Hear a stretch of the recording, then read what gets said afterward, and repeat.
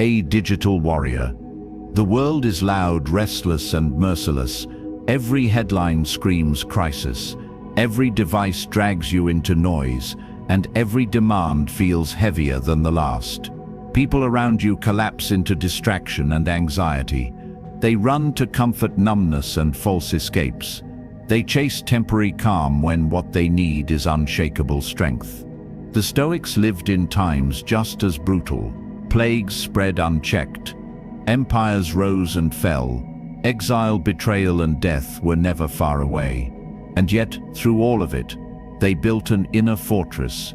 They discovered how to remain calm when storms howled, how to stand when the ground shook, and how to transform pressure into power. Marcus Aurelius wrote, "You have power over your mind, not outside events. Realize this, and you will find strength." Those words were not theory. They were forged in war loss and sleepless nights of ruling an empire. This video is not about quick hacks or soft encouragement. It is about 7 brutal Stoic habits that will harden your mind, sharpen your spirit, and make you unstoppable in chaotic times. These are not words to admire. They are weapons to carry. Every habit you are about to hear is tested by fire. Every principle has broken weaker men and elevated stronger ones. You will learn how to dominate your darkness, silence your weakness, weaponize solitude, train under pressure, make pain pay rent, live in silent discipline, and become dangerous to your old self. Breathe deeply, digital warrior. The storm is not your enemy. The storm is your forge. And to habit 1, dominate your darkness. Most men try to escape their shadows. They drown themselves in endless distractions, hoping the noise will silence the pain. They drink, they scroll, they chase comfort, all in the name of coping. But coping is not conquering. Coping is survival mode, and survival mode is weakness, dressed as strength. The Stoics did not settle for coping. They lived through fires that would break most of us. Seneca was sentenced to death and forced to take his own life. Epictetus was beaten as a slave until his body broke. Marcus Aurelius buried his children while leading Rome through plague and war. If anyone had a right to complain, it was them. Yet they did not cry out for comfort. They stood tall inside the fire. They discovered what most men never will, that darkness is not an enemy to fear. Darkness is a forge. Seneca once wrote, "Difficulties strengthen the mind, as labor does the body." Pain is not interruption. Pain is instruction. What crushes others can sharpen you if you choose. Think of the last storm you faced. Maybe it was a betrayal that cut you open. Maybe it was the heavy silence after failure. Maybe it was the weight of responsibility pressing down until you thought you'd collapse. In that moment you felt weak, you felt alone, but here you are. You survived. That survival is proof that within you is more strength than you admit. But survival is not enough. You must move beyond survival into domination. To dominate your darkness is to stop asking, "Why is this happening to me?" and start asking, "What is this trying to teach me?" That question alone separates the broken from the unbreakable. The broken man curses fate. The unbreakable man studies it, learns from it, bends it to his will. Here is the practice. When the storm hits, do not run. Stand still, breathe deeply 3 times. Inhale until your lungs burn, hold, then release. Then ask, what is the lesson here? The answer will come. It might demand more discipline. It might demand courage you've been hiding. It might demand patience you have resisted. Every blow life delivers carries a message. Your task is to extract it. The Stoics trained with memento mori, remember death. They reminded themselves daily that their time was limited, that tomorrow was never guaranteed. This was not morbid. It was an awakening. When you realize your days are finite, every hardship transforms. Struggle is no longer a curse. It is a stage where your character is revealed. To dominate your darkness is not to deny pain. It is to accept it fully, then rise above it.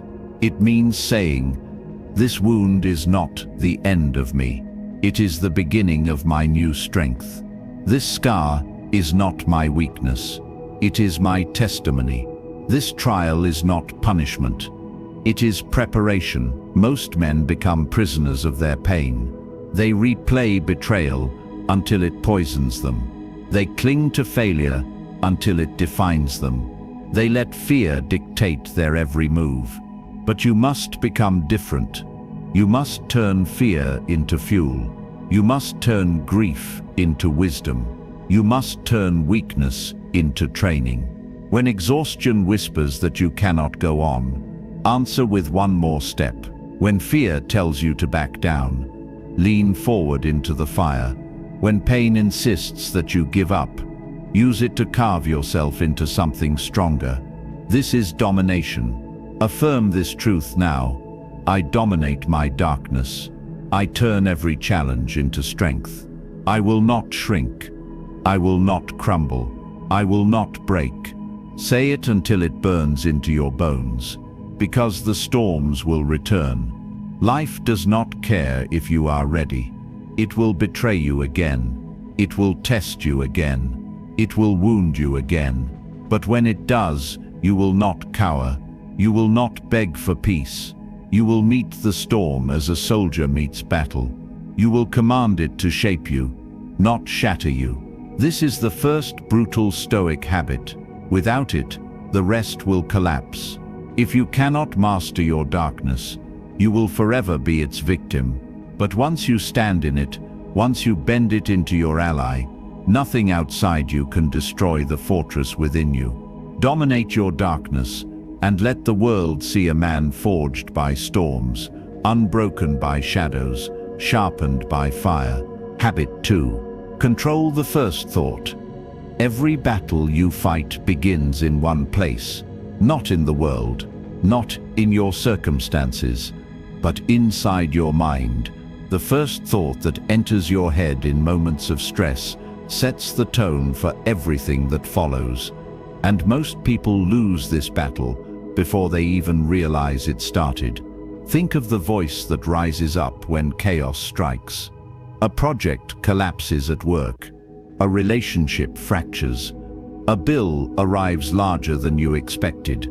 What does the voice say? It whispers, "I can't handle this. This is too hard. I'm not enough." That is the first thought. And once it enters unchecked, it infects everything. Your posture weakens. Your focus shatters. Your spirit collapses. You begin living the lie that the thought planted. Marcus Aurelius reminded himself, confine yourself to the present. He understood that pain rarely comes from reality itself. Pain comes from the story you tell about reality. That story begins with the first thought, the reflex of fear, the automatic judgment, the hidden weakness. Most men think the voice in their head is who they are. They mistake the chatter for identity. But the Stoics knew the truth. You are not the voice. You are the one who hears it. And the one who hears it has power. Epictetus said, "It's not what happens to you, but how you react to it that matters." That reaction begins with the first thought. So what does it mean to control it? It means to catch it before it catches you. When stress slams into your chest, and the voice says, "This is too much," pause. Do not obey. Do not follow. Notice it. Name it. Say to yourself, "There is the thought of weakness." Separate yourself from it. In that moment you create space, and in that space lies your freedom. Inside that gap you can plant a stronger seed. Not a fake affirmation, not delusional positivity, but a deliberate replacement. Instead of "I can't handle this," you say, this is making me stronger. Instead of what if I fail, you say, what if this is my turning point? Instead of why me, you say, why not me? That shift transforms the entire path ahead. Here is the brutal practice. Begin with awareness drills. Throughout your day, watch your mind. When the voice of complaint rises, pause and label it. When the voice of fear arrives, pause and label it. Write them down in a notebook if you must. By naming the voice, you expose it as an intruder, not a master. Then, once identified, replace it. Speak out loud the stronger thought you choose. This is not easy. Your brain has been rehearsing weakness for years. It has repeated the same doubts until they feel like the truth. But repetition can also reforge. Just as muscles grow through resistance, thoughts grow through replacement. Every time you catch the weak voice and answer it with strength, you carve a new path in your mind. Eventually, the strong voice becomes the reflex. Consider the Stoic practice of premeditatio malorum, the premeditation of evils. They visualized challenges before they happened, not to terrify themselves, but to train their first thought. Imagine yourself losing money. Imagine yourself being criticized. Imagine yourself failing publicly. Then ask, what will I think first? Instead of collapsing, you prepare to respond with calm. When the real trial comes, you already have the first thought chosen. You are not a prisoner of instinct. You are the commander of your mind. Modern life gives you endless opportunities to train. When stuck in traffic, your reflex thought may be, I hate this. Replace it with, this is my training in patience. When criticized online, your reflex thought may be, they're attacking me. Replace it with, this is my chance to practice detachment. When exhausted and tempted to quit, your reflex thought may be, I can't. Replace it with, I will give one more step. Each replacement is a victory. The first thought is small, but it is the seed. Plant weakness, and your day grows thorns. Plant strength, and your day grows fruit. The storm is the same, but the meaning changes, and meaning is everything. Remember this truth. You are not defined by what you feel first. You are defined by what you choose next. You are not the prisoner of your mind. You are the editor of it. Every time you replace weakness with strength, you rewrite the story of your life. Now affirm this. Say, I control my thoughts. I am not the voice of fear. I am the master of my mind. Say it until it cuts deep into your spirit. When the next trial comes, your old reflex will rise again. It will whisper doubt, fear, and weakness, but this time you will catch it. You will pause, you will breathe, and you will choose a new beginning. You will say, this is not my end. This is my rise. This is the second brutal Stoic habit. Control the first thought, and you control the battlefield. Lose it, and you lose everything. Master it, and you are already halfway to victory. Habit 3. Use isolation as a weapon, not a prison. Most people are terrified of being alone. They fill every silence with noise, every moment of stillness with distraction. The thought of sitting quietly with themselves feels unbearable, so they run. They run into conversations they do not need, into entertainment that adds nothing, into relationships that only keep them from facing the truth inside. They call this connection. But in reality, it is an escape. The Stoics saw isolation differently. Seneca wrote, "True happiness is to enjoy the present, without anxious dependence upon the future." He found that solitude was not emptiness. It was clear. It was the mirror in which he saw his own soul. Marcus Aurelius wrote his meditations alone. They were not speeches for the crowd. They were private reminders, sharpened in solitude. Epictetus, a man born a slave, spent long hours reflecting in silence, forging a mind that no chains could bind. Isolation reveals who you really are, when no one else is watching. Without an audience, without applause, without the mask you wear for society, you are forced to meet yourself. And for many people, that confrontation is terrifying. They realize they have been living not as themselves, but as a performance. Alone, the performance collapses. Alone, the truth stares back. But here is where the shift happens. You can choose to see isolation not as a prison, but as a training ground, not as loneliness, but as discipline. The same silence that suffocates the weak can sharpen the strong. The same emptiness that breaks others can become the sanctuary of your growth. Think of history's greats.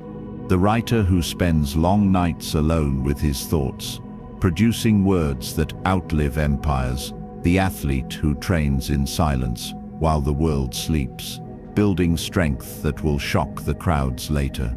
The thinker who studies by candlelight in solitude, preparing ideas that will reshape generations. None of them waited for the company to validate their path. They weaponized isolation. Here is the brutal practice. Choose an hour every day to be alone with no distraction. No phone, no music, no chatter, just you and your thoughts. At first you will resist. Your mind will scream for escape. You will feel restless, even anxious. That discomfort is not a sign to quit. It is proof that you are finally confronting yourself. Stay with it. In that fire, your real self emerges. Ask yourself questions in solitude. What am I avoiding? What truth have I hidden behind noise? What weakness am I afraid to face? Write the answers. Speak them out loud. In solitude, honesty has nowhere to hide. You will see clearly where you are weak, and clarity is the first step to strength. Isolation also builds self-reliance. When you learn to stand alone, you stop needing constant reassurance.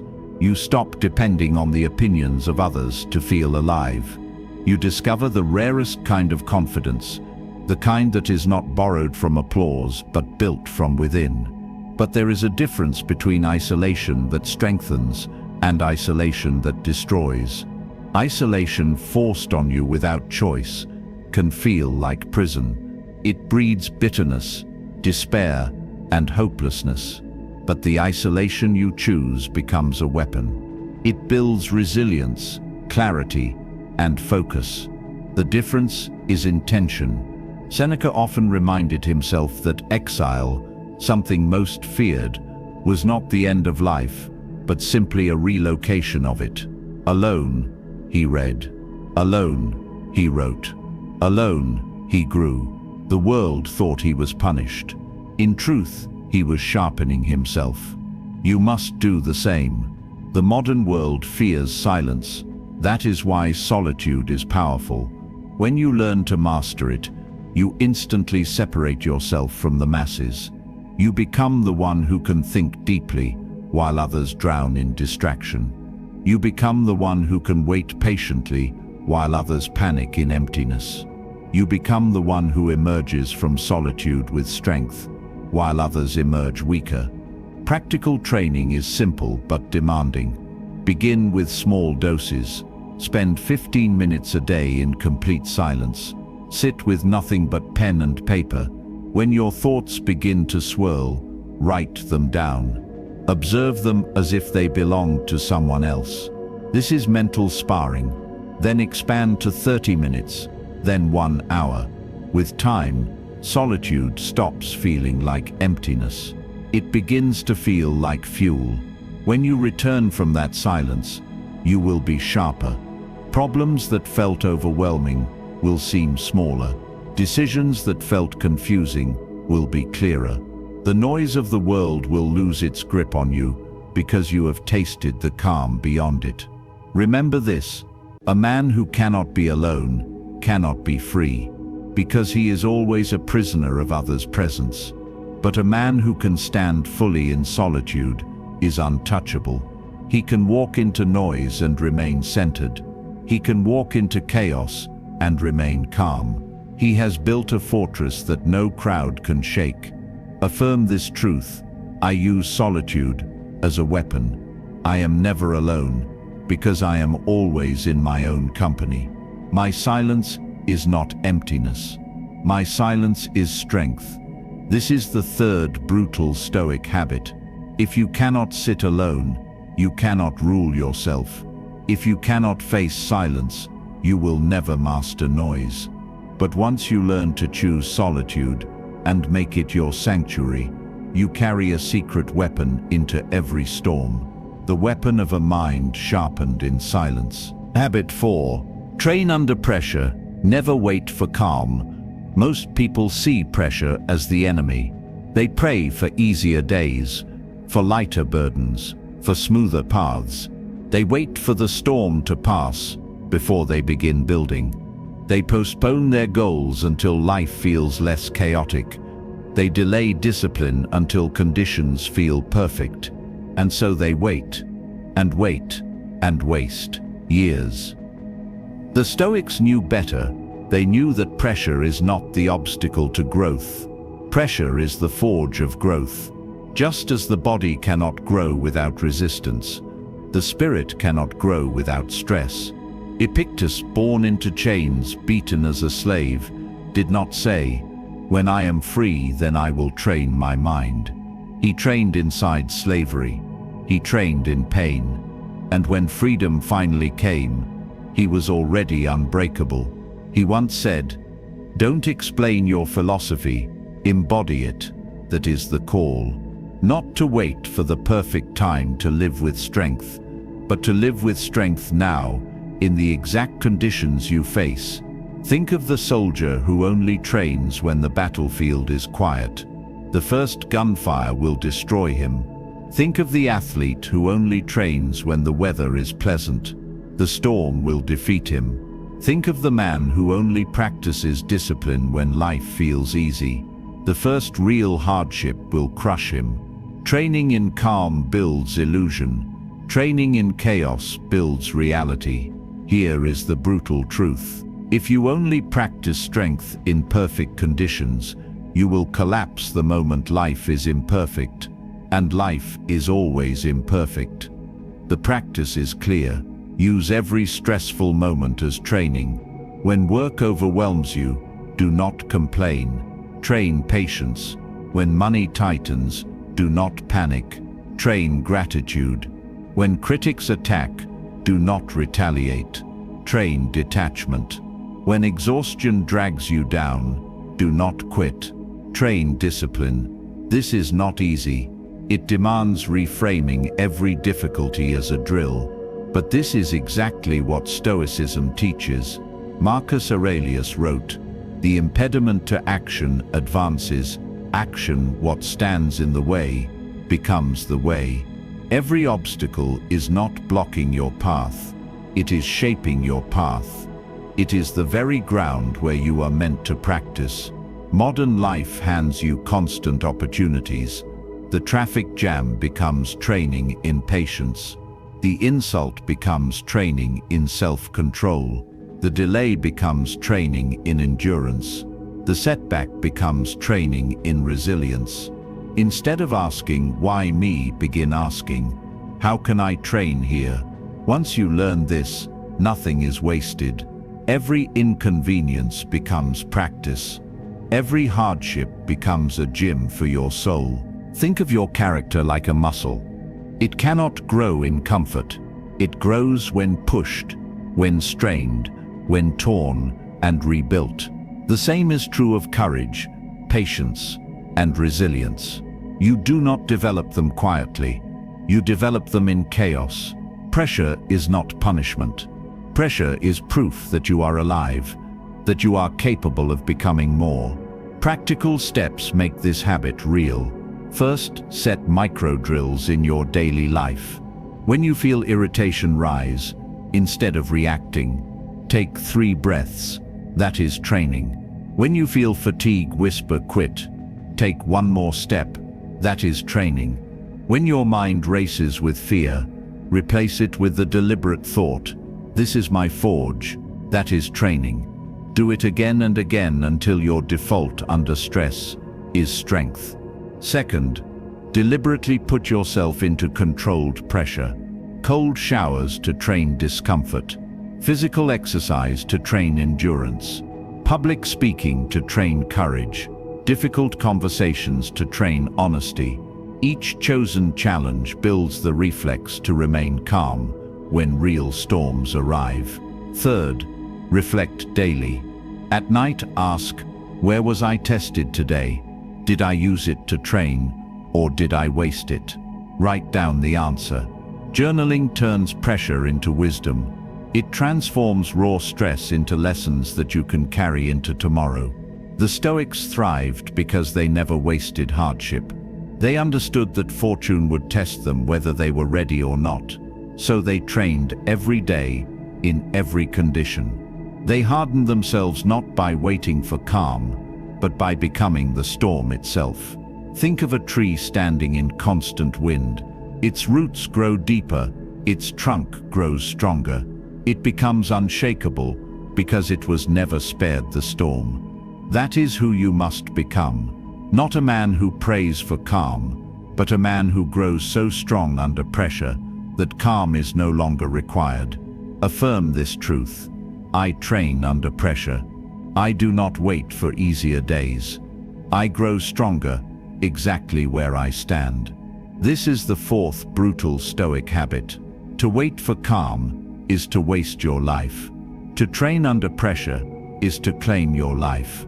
The storms will never stop, but once you learn to thrive inside them, you will never again fear their arrival. Habit 5. Make pain pay rent. Convert every hit into power.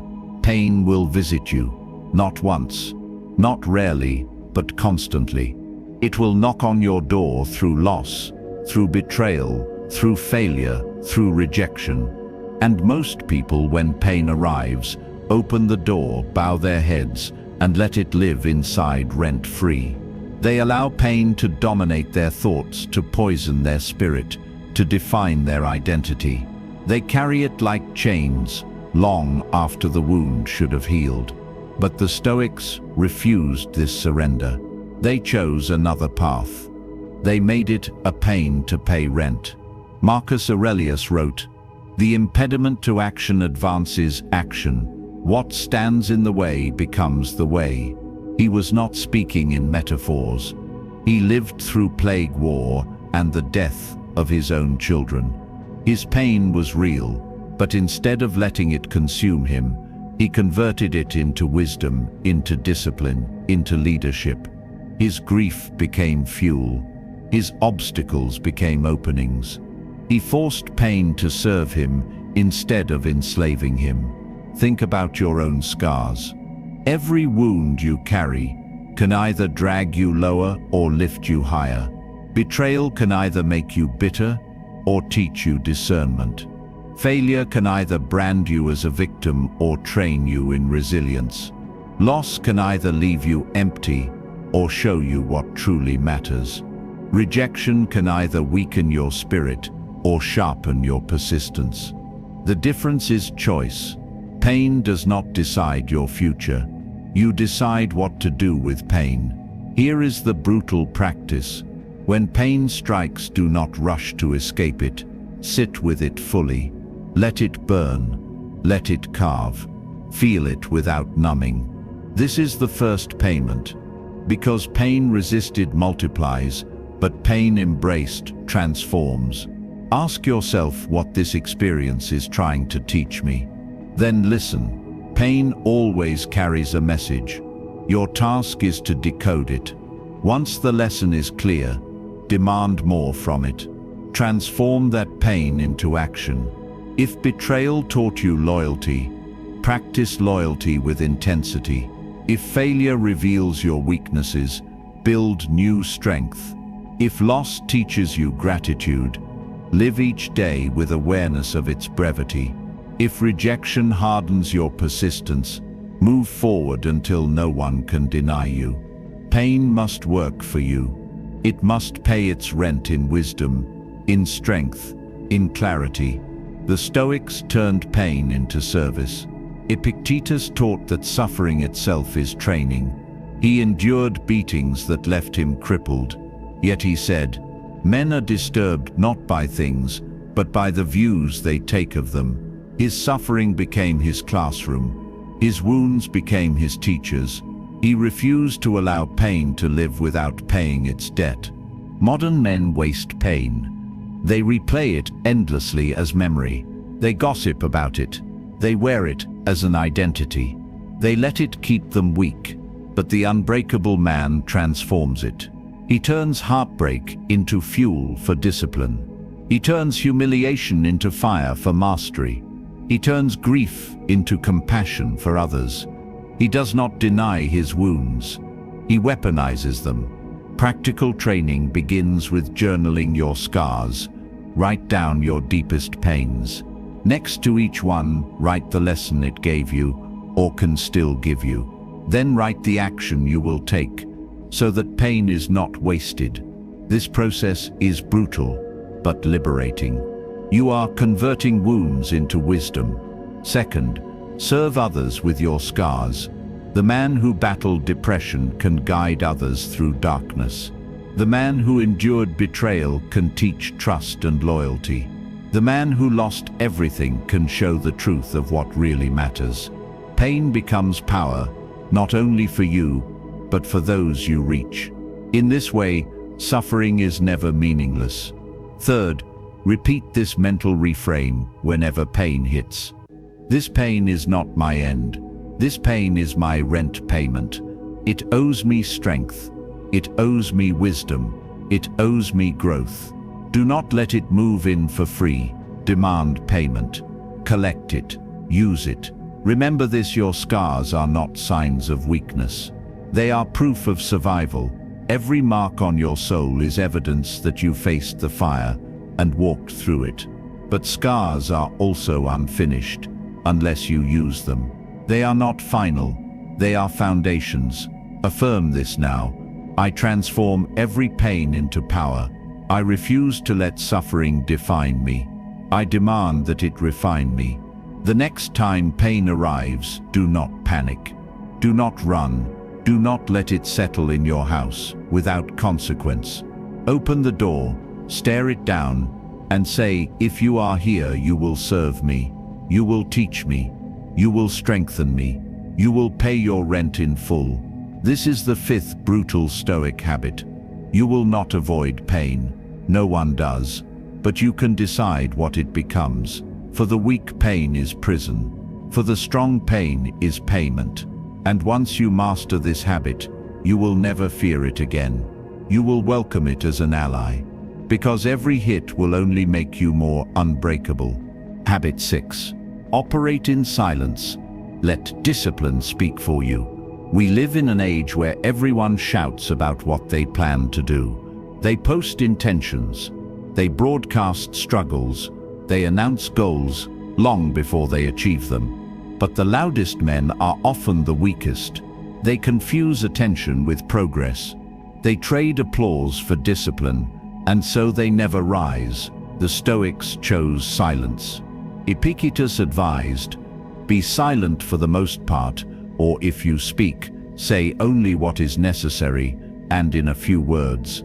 He understood a truth the modern world has forgotten: that strength does not need witnesses, that progress does not need applause, that discipline is forged not in public performance, but in private consistency. Why is silence so powerful? Because speaking about your goals tricks the mind. Psychologists call it social reality. When you announce an ambition, people praise you. That praise gives you a dopamine rush, and your brain makes mistakes that rush for achievement. You feel like you've already won. Motivation collapses. Progress slows. In the end, nothing happens. Look around. The loudest talkers are often the slowest movers. They say they will wake at dawn but sleep through the alarm. They promise they will start the business, but keep scrolling. They speak of discipline while indulging in weakness. They perform growth instead of living it. And when pressure comes, they collapse. Operating in silence reverses this disease. It trains you to focus on action, not applause. It builds a secret strength that does not require validation. You wake before sunrise without posting it online. You lift the weight without telling the world. You write the page without announcing you are a writer. You sharpen your craft when no one is watching. And when you finally reveal results, they are undeniable. Think of the blacksmith. He does not announce every strike of the hammer. He swings in silence, hour after hour, until the blade is ready. Then he presents the weapon sharp and shining, proof of his discipline. The world does not respect words. The world respects results. Here is the brutal practice. First, identify one goal you have been talking about more than acting on. Stop speaking of it. Begin working on it in silence. Let discipline, not dialogue, carry the weight. Second, remove unnecessary explanations. You do not need to justify your path to everyone. The Stoics valued few words because they understood energy wasted on defense is energy stolen from action. If friends ask why you no longer waste nights in distraction, you do not owe a speech. Your results will be answered well enough. Third, create a daily ritual of hidden discipline. This means tasks you complete without telling anyone. Wake at 5 a.m. Train when the world sleeps. Study when others party. Build when others waste. Keep it private. Keep it yours. In silence, discipline grows roots. Operating in silence also protects your dreams from sabotage. Not everyone wants you to succeed. Some will plant doubt. Some will mock. Some will try to hold you at their level. By keeping your discipline private, you remove their influence. You train in peace, free from their noise. Marcus Aurelius wrote his meditations not as a speech to others, but as private reminders to himself. That is silent discipline. He did not perform Stoicism. He lived it in the quiet of his own soul. And 2,000 years later, the world still feels his strength. Modern life tempts you to perform every step, to show workouts online, to show achievements instantly, to collect likes instead of progress. Resist this trap. Keep your victories private until they are undeniable. Speak rarely. Work relentlessly. Let your results roar louder than words ever could. Practical training begins with this simple rule. For the next 30 days, commit to a discipline without telling anyone. No announcements, no posts, no explanations, just practice. Track your own progress. At the end of 30 days, look at the results. You will discover something powerful. Your confidence no longer depends on applause. It grows from within, rooted in discipline. Silence also teaches humility. When you stop performing, you stop needing to prove yourself constantly. You learn to love the process itself, not the recognition. You sharpen your edge in private. And when life demands strength, you are ready, not because you talked about it, but because you built it. Affirm this now. I operate in silence. I let my actions speak. My results will be undeniable. This is the sixth brutal Stoic habit. Words fade, applause fades, but discipline does not fade. When you choose silence, you starve weakness and feed strength. When you choose silence, you free yourself from the prison of performance. When you choose silence, you become unstoppable. Habit 7. Become dangerous to your old self.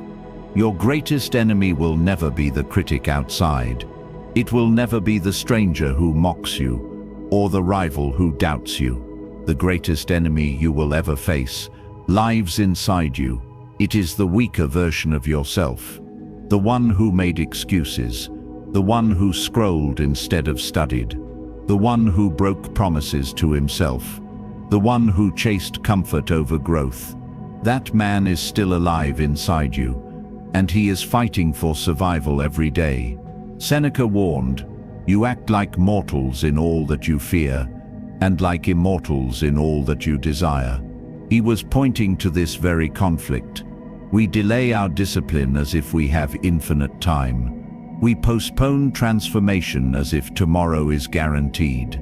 We live as if the weaker self has the right to remain. But if you want to become unbreakable, that old version must die. Becoming dangerous to your old self means raising your standards so high that your past habits cannot breathe in your presence. It means cutting off the air supply of excuses.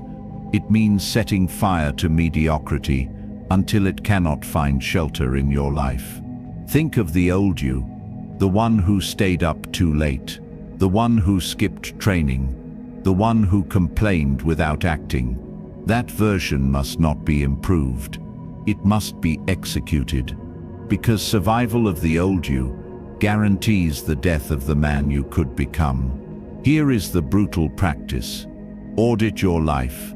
Look at your habits, your routines, your relationships. Which of them belong to the old you? Which of them weaken you? Write them down. Then one by one destroy them. Replace them with habits that terrify your weakness. Replace them with routines that starve your excuses. Replace them with standards so ruthless that mediocrity cannot enter. When the old you says, "I'll start tomorrow," the new you begins now.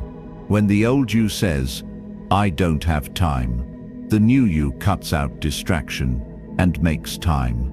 When the old you says, "I'm not that type of person," the new you proves that type of person is exactly who you are becoming. This battle will not be comfortable. It will not be soft. It will demand that you face resistance from within every single day. But this is the battle that matters most. Because if you conquer yourself, nothing outside can conquer you. Marcus Aurelius wrote, "Waste no more time arguing what a good man should be. Be one." This is the call, not to talk about transformation, not to dream about discipline, but to embody it today, in the exact moment you are in. Practical training begins with promises. Make small promises to yourself and keep them. Wake at the hour you set. Train at the time you said. Finish the task you committed to. Each kept promise is a dagger in the heart of the old you. Each broken promise revives him. The battle is daily. Win it. Second, measure yourself not by intention, but by action. The old you loved to plan. The new you lives to execute. Plans are meaningless without discipline. Words are meaningless without proof. Do not congratulate yourself for wanting. Demand results for doing. Third, accept that some people in your life will resist the new you. Old friends may mock your standards. Family may question your choices. They will say, "You've changed," and they will be right. That is the point. The old you made them comfortable. The new you exposes their stagnation. Do not defend yourself. Do not argue. Simply continue. Your transformation will silence their doubts. Becoming dangerous to your old self is not a one-time choice. It is a permanent execution. Once you raise your standards, you can never return to weakness without feeling sick. This is the mark of progress. Mediocrity no longer feels normal. It feels unbearable. That discomfort is proof that you are not the same. Affirm this now. I destroy my old self daily. I refuse to carry weakness into tomorrow. I am dangerous to every version of me that settles for less. This is the seventh brutal Stoic habit. the one that locks all the others in place. Because no matter how many practices you know, if the old you still lives, he will sabotage them. But if you destroy him daily, you create space for the unbreakable version of yourself to rise. Now listen carefully. This is the outro. This is the moment where everything you've heard becomes choice. You now hold 7 brutal Stoic habits. Dominate your darkness. Control the first thought. Use isolation as a weapon. Train under pressure. Make pain pay rent. Operate in silence. Become dangerous to your old self. These are not ideas to admire. They are weapons to use. They are drills to practice. They are standards to live. Do not let this video end and remain the same man. Transformation does not begin tomorrow. It begins now. With the pain you carry, with the storm you face, with the voice in your head you are about to silence. Marcus Aurelius reminded himself, you have power over your mind, not outside events. Realize this, and you will find strength. That strength is already in you. The storm is not happening to you. It is happening for you. It is your training ground. So make the decision now. Do not just survive. Become unbreakable. Do not just admire Stoicism. Embody it. Do not just dream of strength. Live it. Say these words out loud. Let them echo. I am unbreakable. My old self is gone. My new self rises now. This is the path. This is the training. This is the silent war within. And now, it belongs to you.